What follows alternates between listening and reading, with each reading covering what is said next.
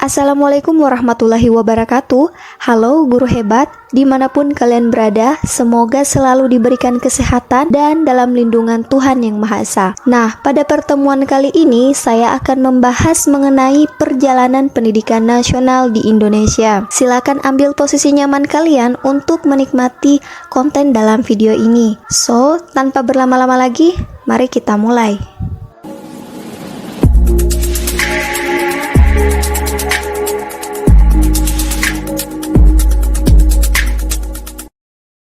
Perjalanan pendidikan nasional di Indonesia dimulai pada masa pendidikan prakolonial atau disebut pendidikan masa kerajaan.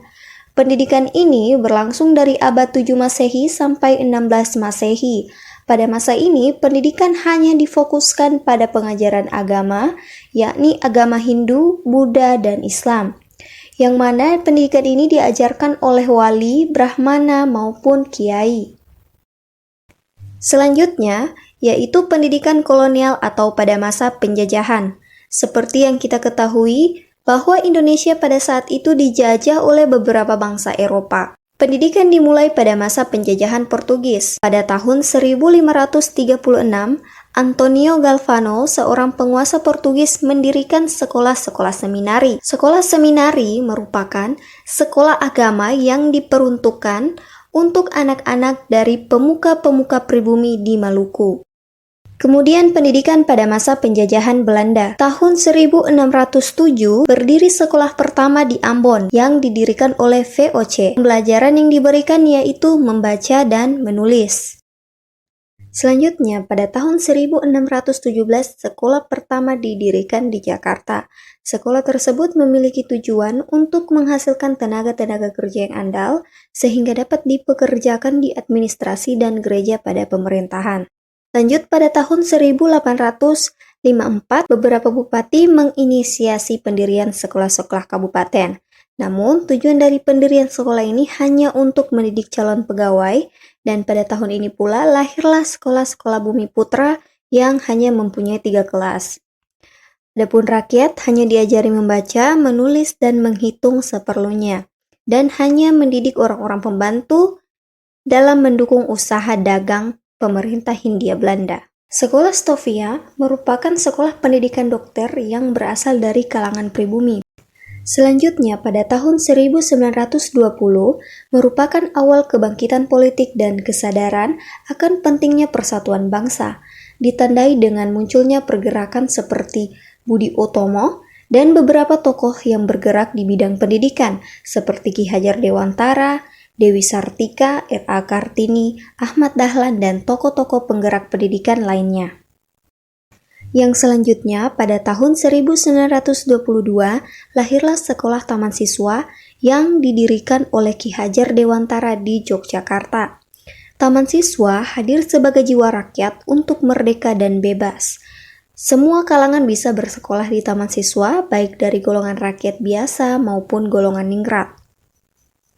Berjalannya waktu juga menghantarkan berdirinya perguruan-perguruan taman siswa di seluruh kepulauan Indonesia seperti di Jawa, Sumatera, Borneo, Sulawesi, Sunda, dan Maluku. Selanjutnya adalah pendidikan pada zaman penjajahan Jepang. Ketika Jepang menduduki wilayah Indonesia, tidak banyak sekolah yang didirikan oleh pemerintah Jepang. Jepang mewarnai pendidikan di Indonesia dengan karakternya. Misalnya, setiap pagi, siswa mengumpulkan batu dan pasir untuk kepentingan pertahanan dengan membangun benteng. Yang kedua, siswa menanam jarak.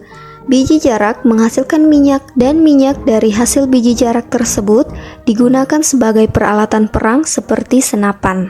Yang ketiga, semua siswa diwajibkan berolahraga dan belajar baris berbaris setiap hari.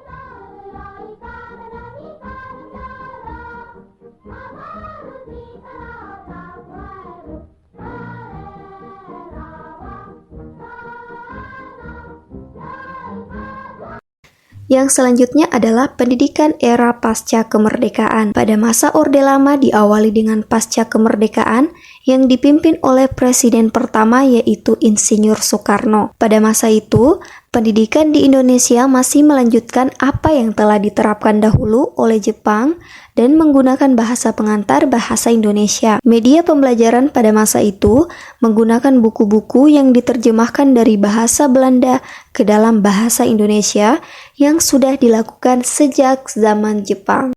Dan juga pada masa Orde Lama, pemerintah membangun lebih dari 1 juta sekolah rakyat. Dan pemerintah mengirim anak bangsa terbaik untuk menuntut ilmu di luar negeri, salah satunya adalah Bapak Habibie. Selanjutnya, pada tahun 1968 sampai dengan 1998 merupakan pendidikan Orde Baru. Orde Baru mengembangkan 2 sistem pendidikan, yakni umum dan agama. Selanjutnya, pada tahun 1998, dimulailah masa reformasi atau masa perubahan. Perubahan yang paling signifikan adalah adanya otonomi daerah, termasuk otonomi pendidikan. Pada masa itu, pendidikan diberikan ruang kebebasan untuk dapat berkembang. Ya, itulah tadi rangkuman penjelasan mengenai perjalanan pendidikan nasional di Indonesia. Adapun pendidikan di Indonesia saat ini terus mengalami perkembangan. Bahkan, pembebasan biaya bersekolah dari awalnya 9 tahun hingga sekarang 12 tahun terus terlaksana. Banyak kemajuan dalam pendidikan jika dibandingkan dengan terdahulunya, baik secara internal maupun eksternal. Apalagi, pendidikan di abad 21 ini, baik secara teknologi yang terus berkembang pesat, pendidikan pun ikut berkembang mengikuti zaman. Perjalanan pendidikan di Indonesia tidak luput dari peran seorang guru. Sebagai seorang guru, kita perlu memahami perjalanan pendidikan terdahulu yang menjadi pondasi bagi pendidikan saat ini. Ya, demikian penjelasan singkat dari saya mengenai perjalanan pendidikan di Indonesia. Semoga video ini dapat bermanfaat bagi kawan-kawan untuk menambah pengetahuan dan wawasan kita mengenai perjalanan pendidikan di Indonesia.